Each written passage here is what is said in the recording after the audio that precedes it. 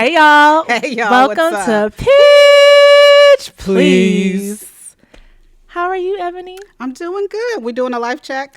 Yes, let's do our life check. All right, you first this time. Okay. Let me gather my thoughts. Life has been really interesting lately. Really good. I had 2 weeks off work. Nice. So excited about that. Why did you have 2 weeks off work? I had foot surgery. You want to show me your foot? No, I will not show you my foot. I'm still wearing the boot. It's all right.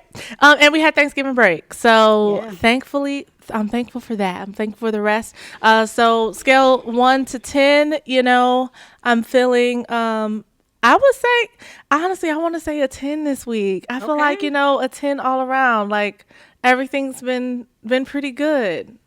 I love that you always feel like a 10, no matter what's going on. Happy. Because she did call me about her foot surgery, and she was like, yeah, I was throwing up last night from the pain. And I was nauseous. I was in a lot of pain. It was rough, and then it's still a 10. So yeah, I'm like, I got through it. Yeah, you got through it. So I'm on the other end. If you would ask me this last week, it would have been a different story. But yeah, health is good. The surgery went well. And all the other aspects of life are good. I'm gaining clarity on my business, on my next steps in life. I'm excited. We're going to be doing a little collaborating on this recital. So I'm excited. A lot of problems being solved. Yes. You did. Yes. So I'm looking forward to all the things. And socially, relationally, family, all the stuff. Great. Awesome. On a scale 1 to 10, how are you feeling? Scale of 1 to 10, I am a 9. Okay. I'm doing good. I know. I'm always an 8 or a 7, but I'm a 9 because it's just all about perspective. And I'm really realizing that no matter what's really going on, like you said, if you're on the other side of it or if you've got a vision about it, I'm definitely big on just having a vision about it. Then I'm like, all right, now that I'm clear on what I'm doing, this process is just necessary to get to that point. Yes. So professionally doing well, business is doing well. I'm trying to pull back more, and I've got some partnerships that are going to allow me to do that. Good, yes. good. Congrats. Thank you. Personally, it's always a show, but I do have clarity. Yes. Spiritually, I'm finding some new things. I started reading a new book, not a new book, but this book for the second time called The 4 Agreements. I highly suggest it. Okay. And so it's like reading it for the first time. Yeah, that's nice. It's giving me always more good to go back. Too. Yeah, so I'm that's doing good. well.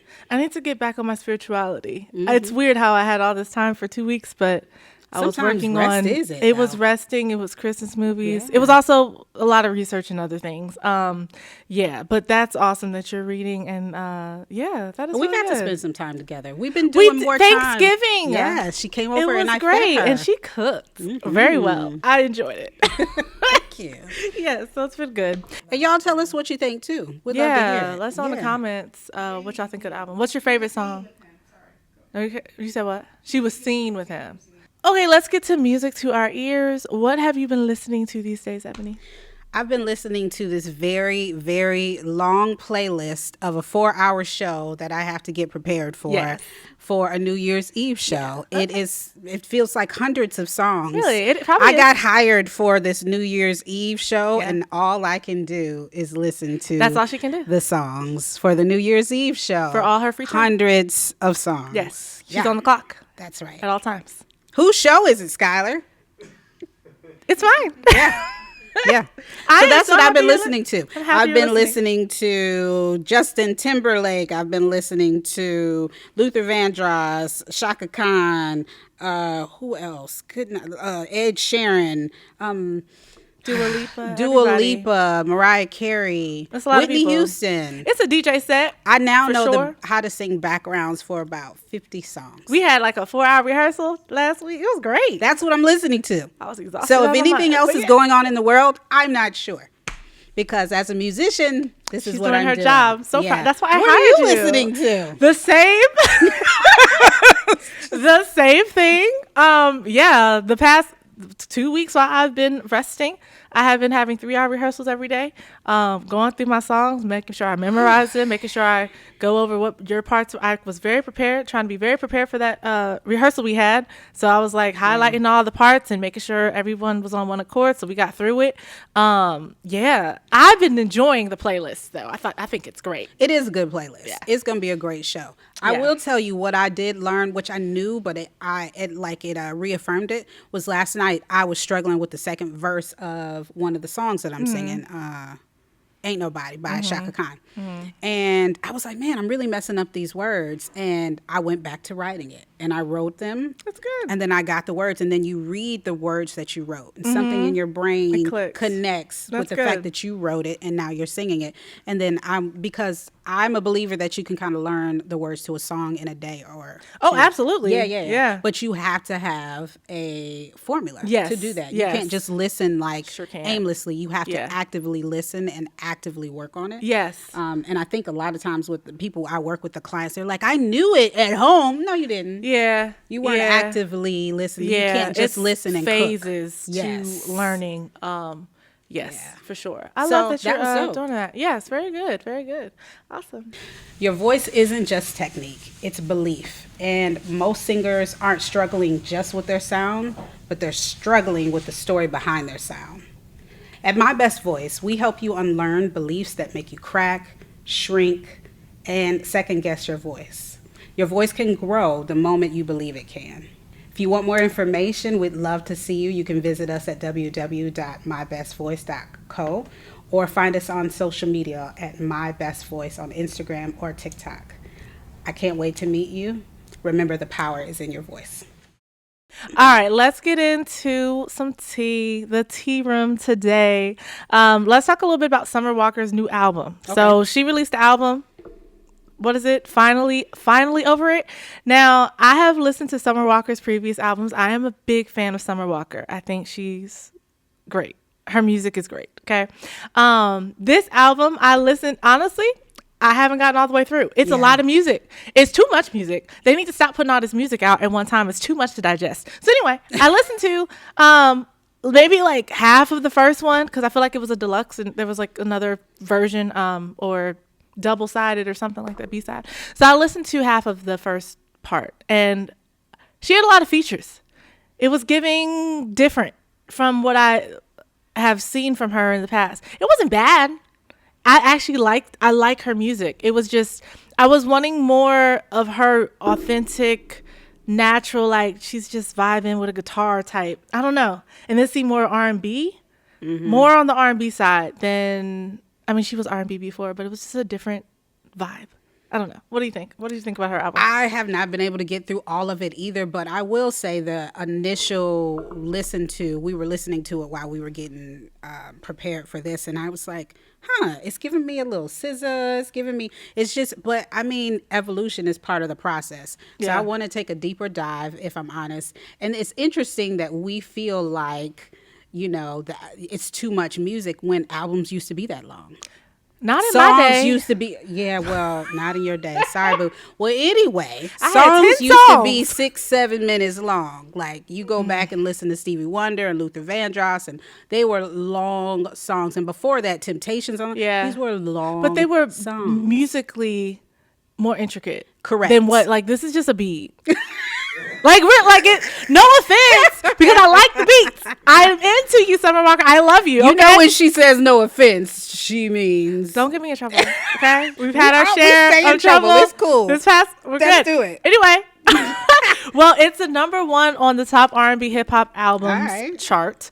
Not surprised by that. Honestly, like. It was good music. Like, she had good music. #2 on the Billboard 200. She featured artists like Chris Brown, Anderson .Paak, Bryson Tiller, Lotto, Mariah the Scientist. She had a feature on like every song. And I think that's what threw me off. Because her last couple albums, it was her. It was like we just got to hear her. And it was just a whole vibe. And now when you add in all of these other people, it's like a mixtape. What's going on? Not that I don't like it. It's just the continuity, the fluidity of the album. I'm like, I don't know if it flowed as well as her other albums, but I did enjoy a lot of the music. There's this song with Lotto. It's like Go Girl. And it's just a vibe. I'm like, yes, like I like it. It's going to be one of those like. Sometimes artists are going through that in between stage of like shifting their brand though. And it's kind of cool to watch their progression. And at the same time though, you do want something you want to hold, like catch on to just be like, okay, this is her. Like I'm feeling that. That's true. Yeah, but this, it's like, let me not get attached. You know, like she's she can do what she wants and she can evolve. Mariah Carey did it. She did. You know, so it's like, yeah, it's not bad. Actually, I really like it. The most popular songs on Finally Over It are Robbed You with Mariah the Scientist, Go Girl with Lotto and Doja Cat, and Baby with Chris Brown. I'm not surprised. The features, they're huge names. So it's like, okay. And they were really good. Like Chris Brown, you can't go wrong with Chris Brown. A Chris Brown feature. You really can't. No, you can't. So. Cool. Well, I can't wait to dive into it more. Maybe we'll talk about it a little bit more on our next episode too. Yeah. So, fan reactions have been mostly overwhelmingly positive. Many are praising its emotional, mature themes and relatability, and they're calling it a 10 out of 10 album of the year, Skylar. Some listeners expressed mixed feelings, particularly regarding the number of features, referring to previous albums. So I think you were on it. Okay. Yeah. I agree with fans because I'm one of them. I really am. Also, sense. I will say I love how Summer Walker's coming out of her box. Yeah. Like she went through this whole phase of having social anxiety and just watching how she used to perform a couple years ago to where she's performing now today. I'm like, you go, girl. I'm so proud of her because she is like, she's in a performing. She's a healthy relationship now too, right? Is she? I think with that so. old man? Yes. Hey, no, that can't be real. That can't be real. It's hard out here. That cannot be real. Please don't tell me that's real. Okay, anyway. It seems healthy and happy. So I think, though, sometimes when people are, like, evolving personally, they're going to evolve musically. So it's just a reflection that maybe it's healthy and happy. Yeah, I mean, maybe. You know. Yeah, and she's coming more into her own. With the old man. But I really hope that's not true. But, love is love, whatever.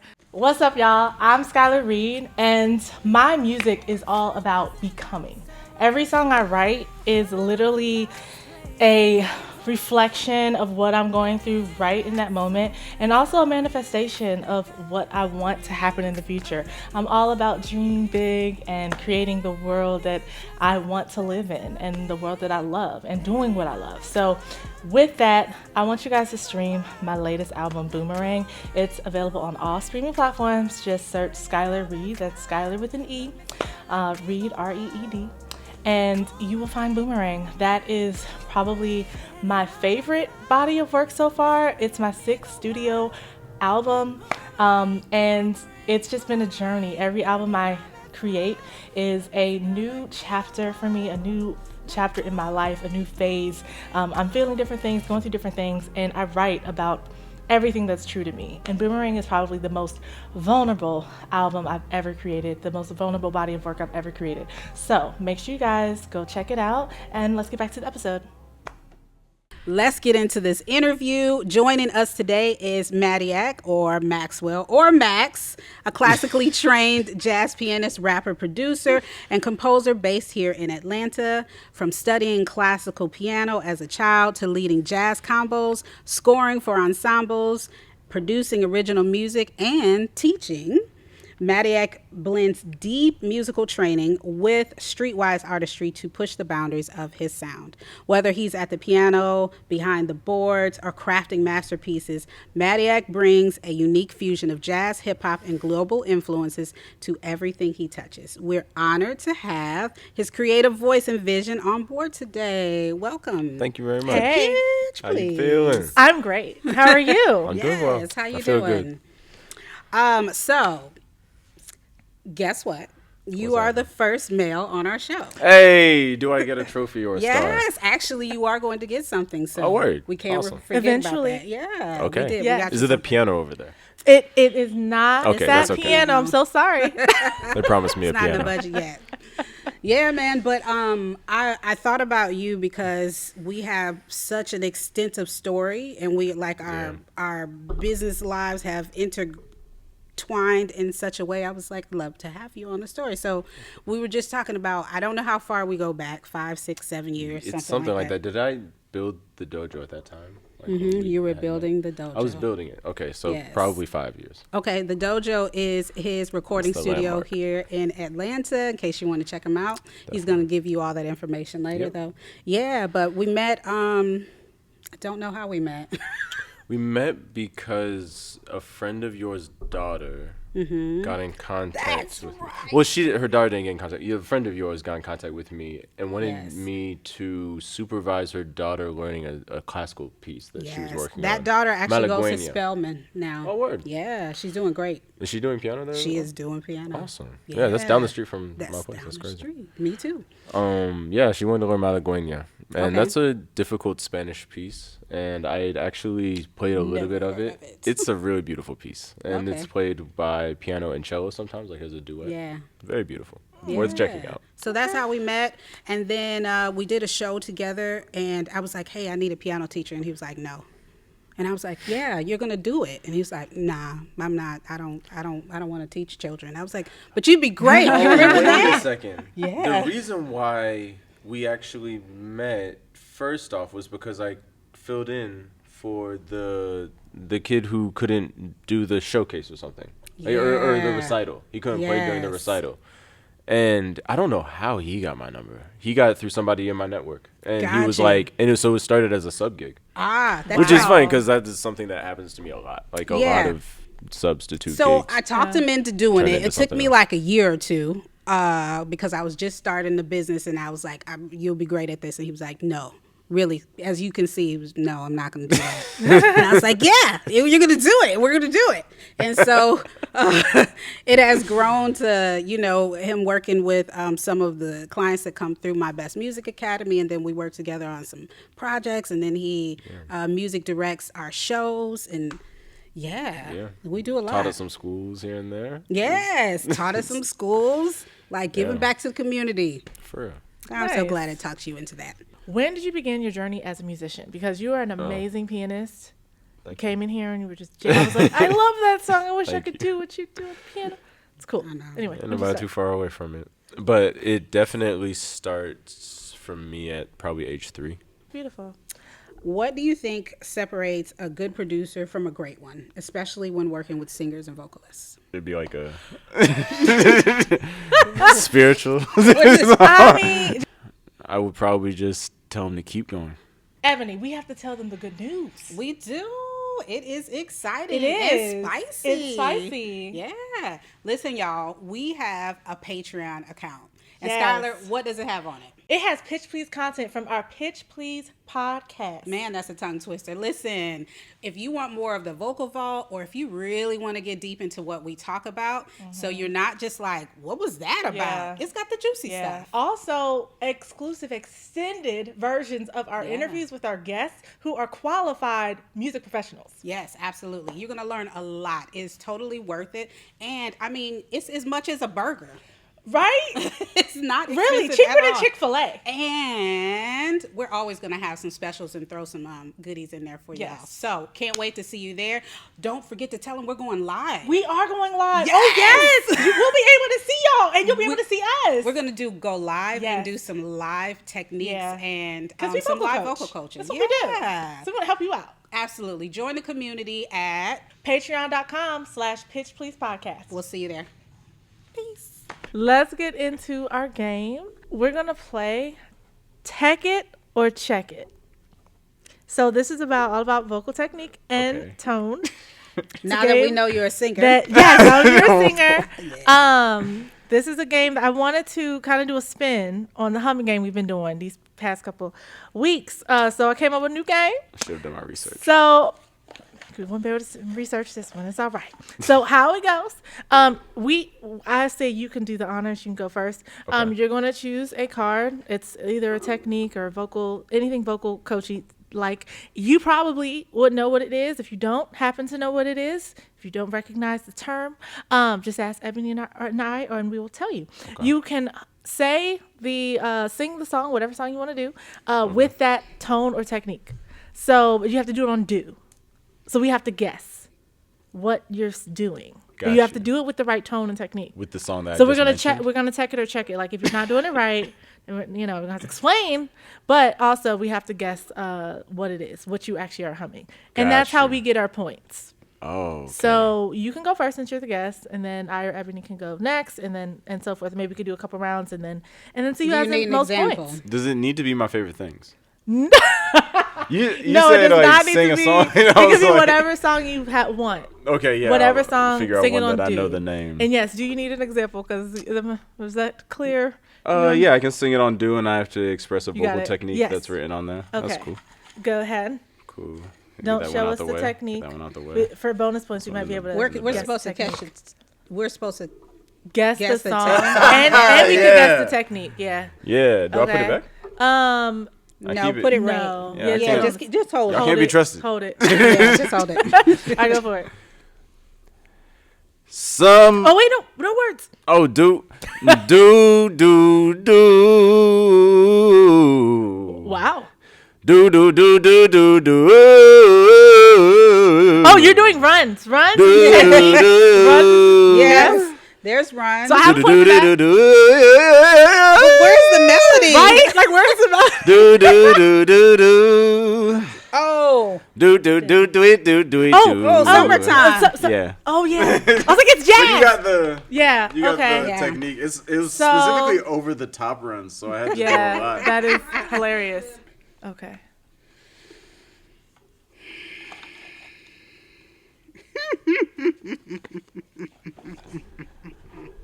Okay, man.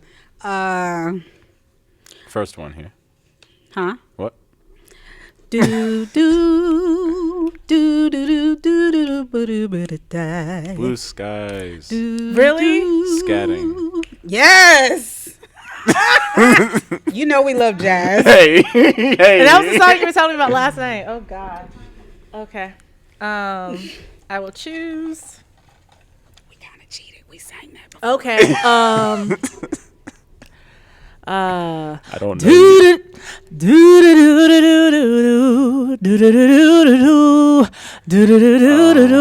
Golden.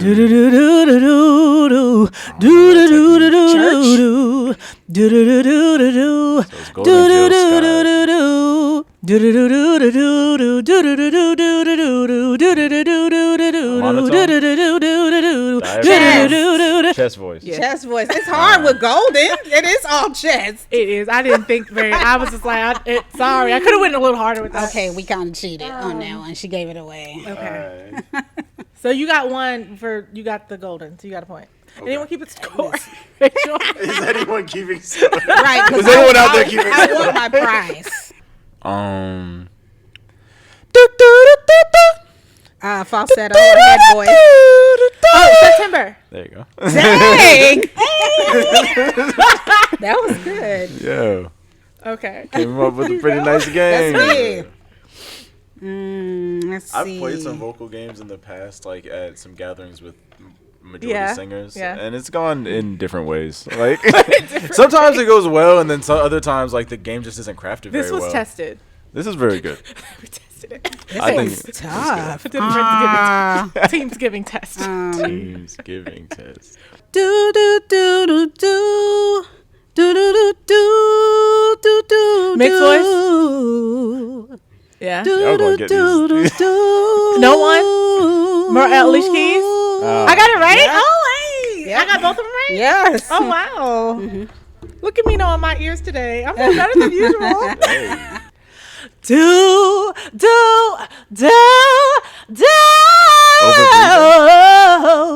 Church. Yeah. Wait, what? I don't know. Keep Wait, going. what? That's what's on the. That's not a vocal technique. That's not a vocal technique. It's a tone. What have you told? It's a style. It's a style. What song was that? I don't know what song it is. What'd you? Total praise? That is not total praise. Do do do do do do do do do do do. Y'all know producers. His face is like. Okay, y'all didn't get it. He just tapped out. He was like, absolutely not. I'm gonna work on this BT. It was just control. Oh wow. I was a problematic. Problem Yeah, is when I'm with you. I was trying anyway. Okay, well, who won? Who knows? That's true. Well, good game. Good I game. can't. Did great. We did great. I'm glad paper you in my liked hand. the new game Yeah, I for do. the show. Yes. Check It's it very or dope. check it. That's I think we hilarious. all won. We're all winners. It better be. We're all winners. All right, so let's get into Unmuted. All right, so today we are going to talk about artist versus singer and what that difference is. Skylar, what do you think? I believe that a singer is somebody that can sing really, really, really, really, really well. And an artist is someone that could probably sing, but they probably have a better image than the singer. Ah, Yeah. okay, cool. It's a way about them. The imagery. We were talking about Summer Walker earlier. I think Summer Walker is an artist more than she is a singer. Although she's great, I think she's like more of an artist. Like the whole imagery, the vibe. It's just the whole vibe. Yeah. Mm-hmm. I think a singer is someone who masters their voice, or they should. But then again, you know, if you just love to sing, you're still considered a singer. But an artist is someone who masters their voice and their brand, like who they are when they are communicating with their audience or what their music represents. They're always evolving, and they're putting a lot into their art. Yeah. Which makes it a little bit different, not just how well they sing. Right. Mm-hmm. What do you think? I think they're two different tracks, like what y'all was saying. They can overlap. There's a Venn diagram, definitely a section in the middle that you have to be a decent singer to be an artist. I'm guessing we're talking about a singing, recording artist. Yeah, I think that you would have the image being more important in that case, and that's why it's easier, I think, to make a lot of artists. Because there's plenty of people who can kind of sing that you can put an image on. Right. But not everyone can sing like Whitney Houston and Aretha Franklin. Like, that's just not a part of our culture. Yeah. They were as much as it used to be. For sure. I feel that. Why do you think it's not a part of our culture as much as it used to be? Because people don't care about real music anymore. I think it's too simple. I mean, I think that's like, it's almost a scapegoat to say that, because people care about music, but they just don't care about it as much as they used to. Yeah. And I definitely see that playing the types of gigs that I play, even now in comparison to when I used to play, and at least the different types of audiences that you run into, people who really do care about music versus the people who don't even realize that you're playing, and you'll be right next to them. Yeah. And you're not even like oh, that's wild. You know, you're not even doing anything that's like crazy, like bad or crazy good. It's just like the background of music, of art. I think that we have more of that now. I think that we're distracted. I think there's so many things that distract you.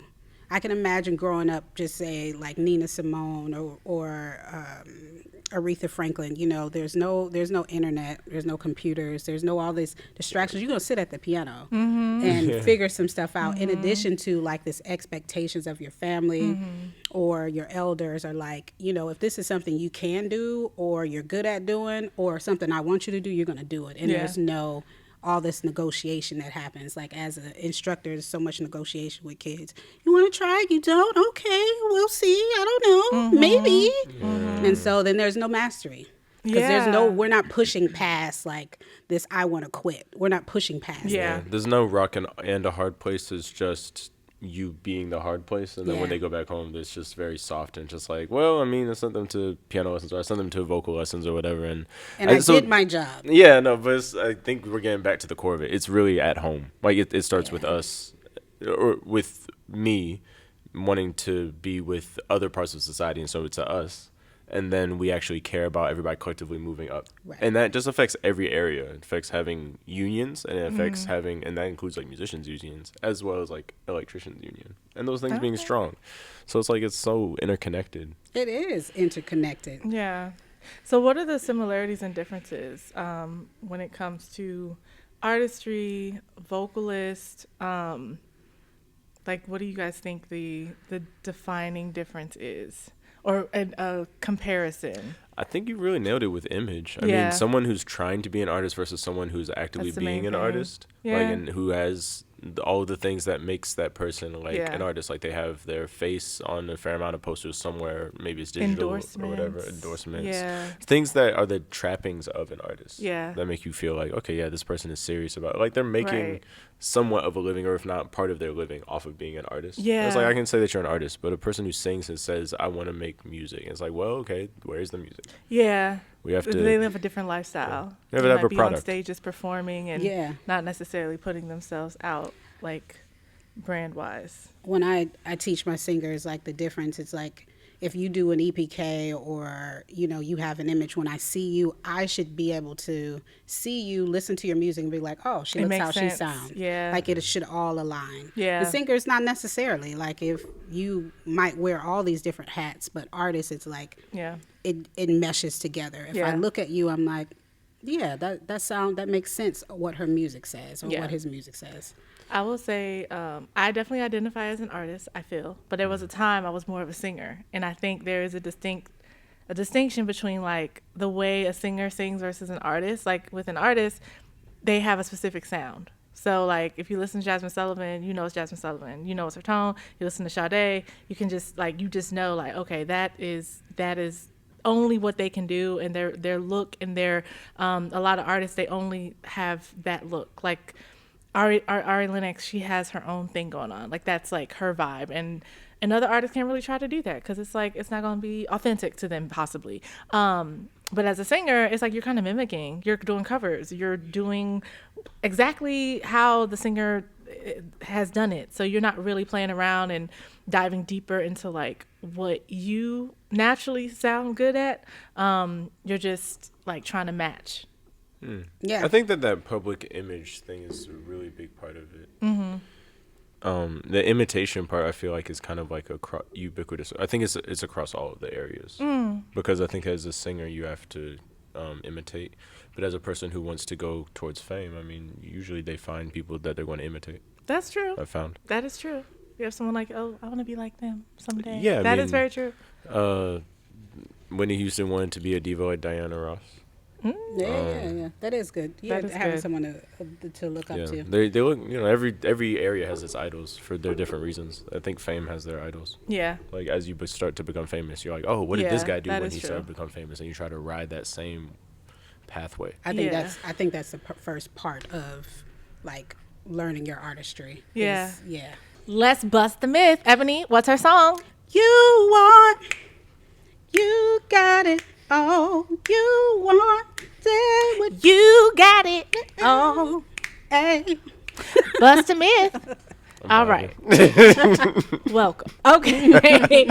So, all right. Is it a myth that Atlanta producers only do trap? Because you know in Atlanta, that is all the music you hear on the radio and in the streets. In the streets. Yeah. Nah, I don't think that that's accurate. I'm a what they producer in say. Atlanta, from Atlanta, and I have worked in the trap scene, but that is probably about 20% of what I've done. I usually am working across like jazz and folk and other areas of hip hop and R&B.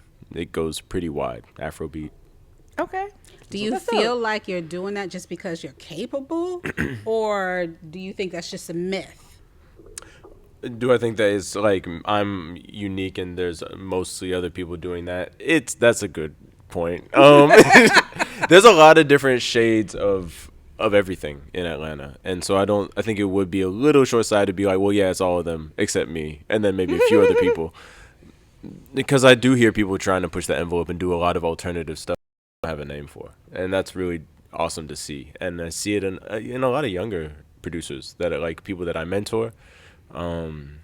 So that's still connected to me, but like I think that it is a lot of people who are trying to do something different. So not all trap, but it's a lot. It might be close to 51%. Okay. So you might be able to make an argument for the majority, but Okay. Would you call Atlanta like a mecca for music, or do you think that's a misconception? And is it what's the word? The word is when you like fake. It's Fugazi. pretentious. Oh, pretentious? Yeah, is Is it it Atlanta? pretentious to be like, because there is a thought of like Atlanta is the hub for music. Oh, to like call it that. for us to. Yeah, I mean, we're definitely biased. Like, we're very much in the sauce here. We know the great music movements that have come out of here, and I think any place, culture, society is going to hail their heroes as long as they can. No matter, and they'll become mythological. Like, I think Andre 3000 definitely became mythological. He's amazing. You'd say he is mythological. But it's just like the ability to pin whether something is like accurate like that. I don't know. Is there enough innovative music that's coming out of Atlanta that we can say that this is the center? Hard to say these days. I don't think that it's as much as it used to be. I agree. Sure. I remember being in high school 5 years ago. Right. Yeah, it was just 5. When I was in high school and I heard Dungeon Family, Goody Mob, and I was about to graduate, and I came here to Clark. That's why I'm here. Anyway, and I heard them, and I was like, oh, this is something new. Like, I knew just as a young child, like, oh, this is the next wave. This is the next wave for music, yeah. And so I'm a huge CeeLo fan, by the way, and that's part of the reason I came to Atlanta. Just honestly, for that single, Crazy. Like, he dropped what? No, I was back in Who's That Peeping At My Window. Oh, yes. Because it was 5 years ago. Exactly. It was 5 years ago. Tape decks. Yes. 6 track. Yeah, so I'm talking about like Goody Mob, like the beginning, and I was all the way in Illinois knowing that was the wave.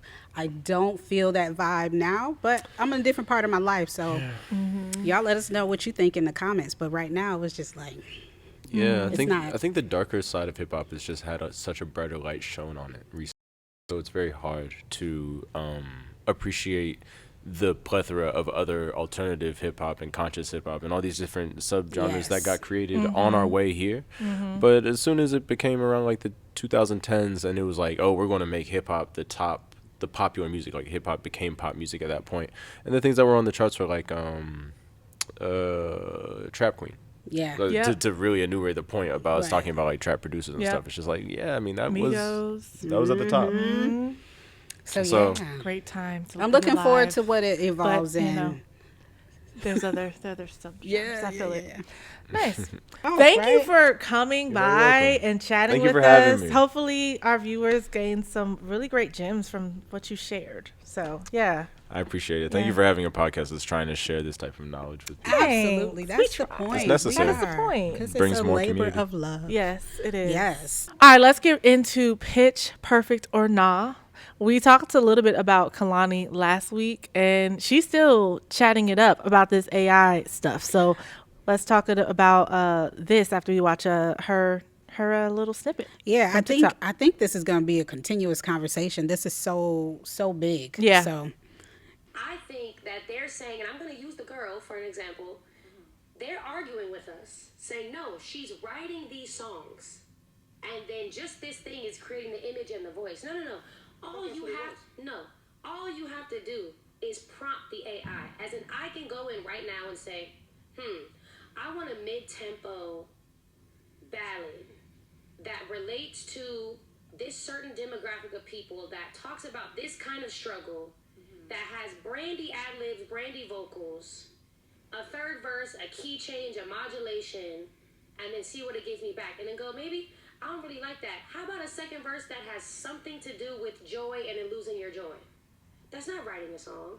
That's erasing all these incredible songwriters in history who were able to transmute emotion and able to learn song structure and go, wow, how do I get him in the first verse? How do I translate this conversation that we're having into these 4 lines that just punch you in the gut the second you hear it? I'll stop there because it is a little long. Yeah. She goes on to mention how, when you are using AI to create music, that AI is a collection of everything that we've put out there. And so, in essence, it's stealing from all of us, from all of us who have ever created any type of art or music. Yeah. Stealing, creating, putting it together, but the authenticity of our humanity has completely changed, which is what we talked about before. Yeah, I love how she talks about how it kind of skips over what we do as creatives. Like, we're trying to figure out craft it to make it like what are the first couple seconds going to be like? How do we hook the audience? How do we craft this perfect lyric? Like, it's just taking all of the work and thought and passion and I don't know, just so much out of like the whole process. And I will say, I was actually listening to AI, not by choice, this past week with someone, and it was shocking how I didn't even know it was AI. It was in a mix between like Chris Brown songs and then AI. And I was like, what? Like, you can't tell. Yeah. And it sounds good. And I hate it that it sounds good. Yeah. I hate it. It's getting to the point where you can't tell. And the thing about creating music, because it's almost like music is always aligned with these big changes that we have in the world and, you know, big events that we have in the world. So then how are we going to process our emotions or even other people's emotions, or how do we process what's going on without the process of asking the questions? Well, you no longer have to ask the questions and you just use a prompt. Yeah. How do you grow? What happens to your brain? Like it is deep. Deteriorate. Yeah. Like how do you grow?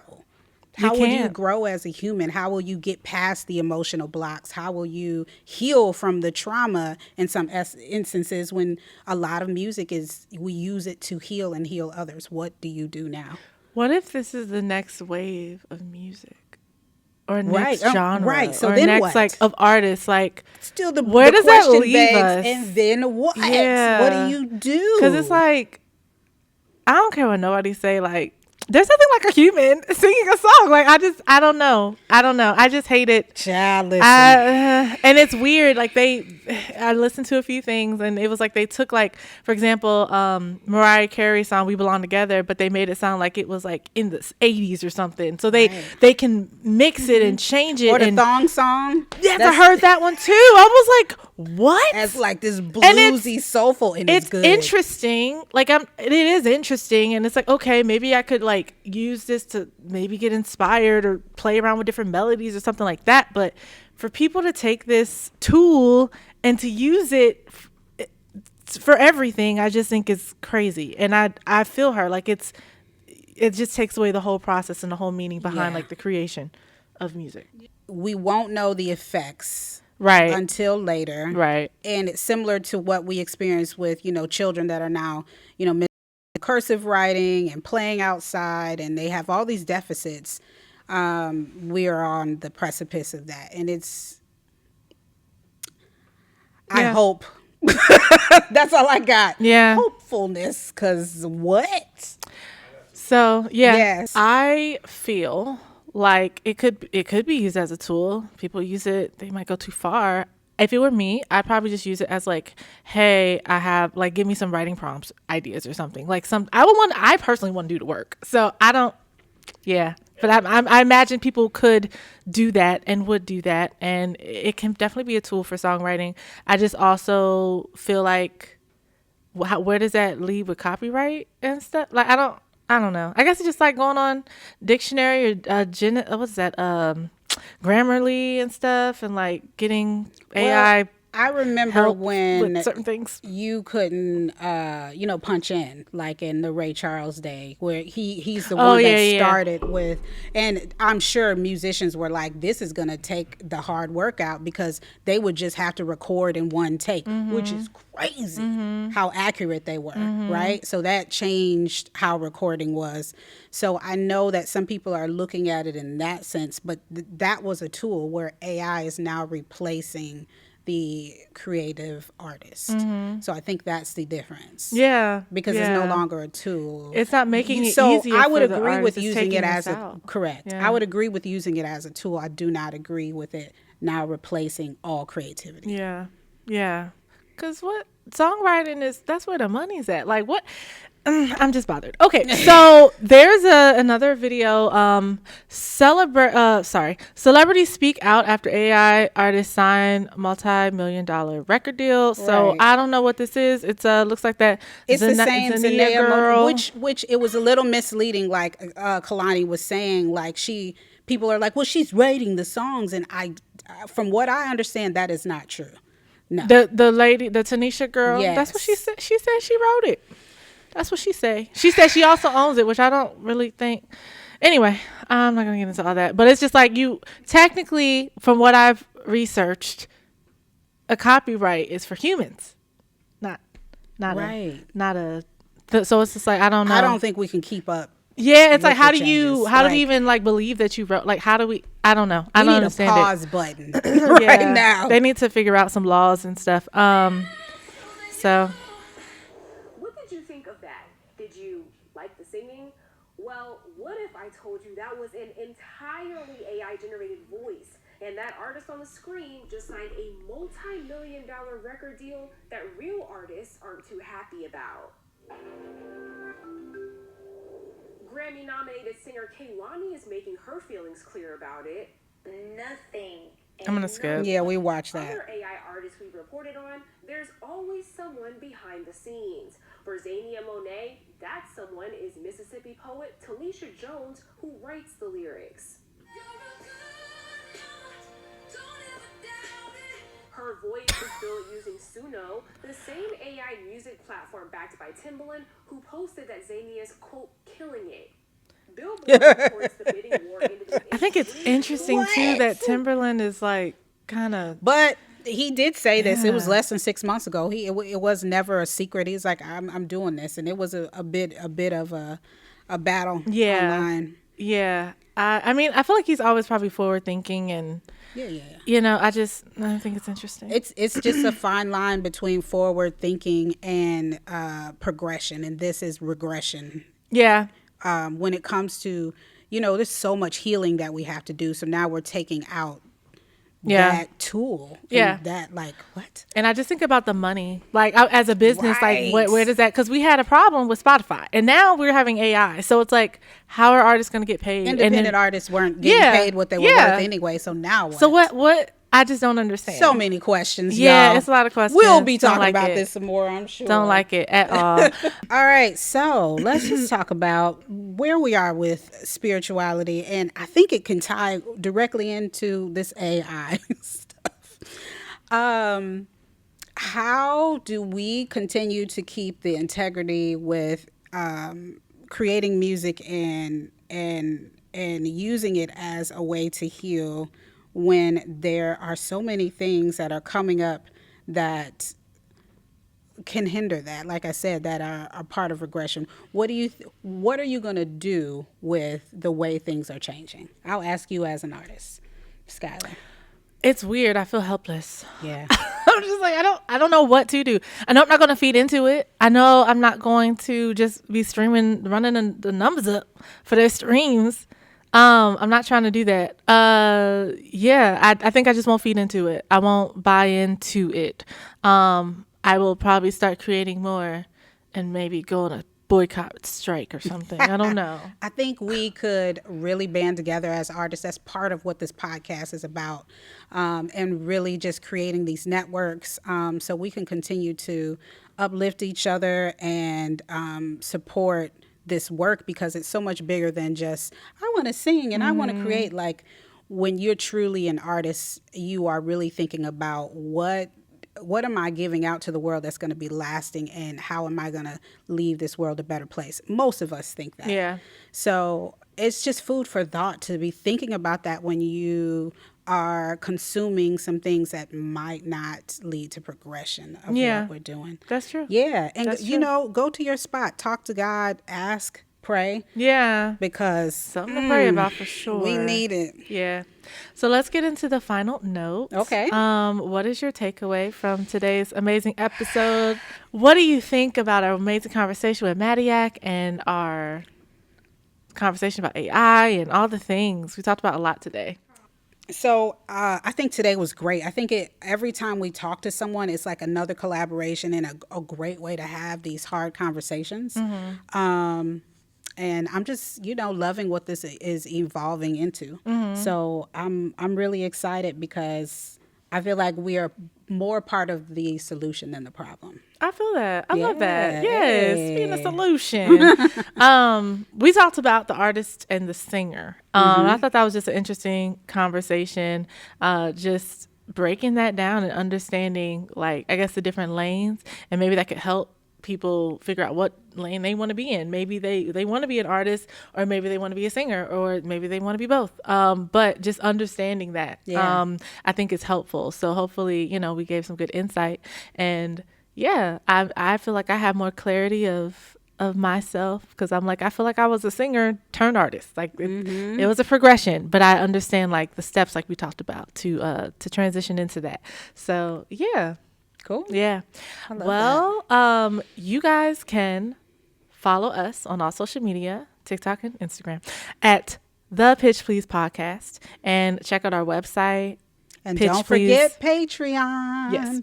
Our website, pitchpleasepodcast.com, and Patreon is patreon.com/pitchpleasepodcast. We'll see y'all later. Bye. Peace out, y'all.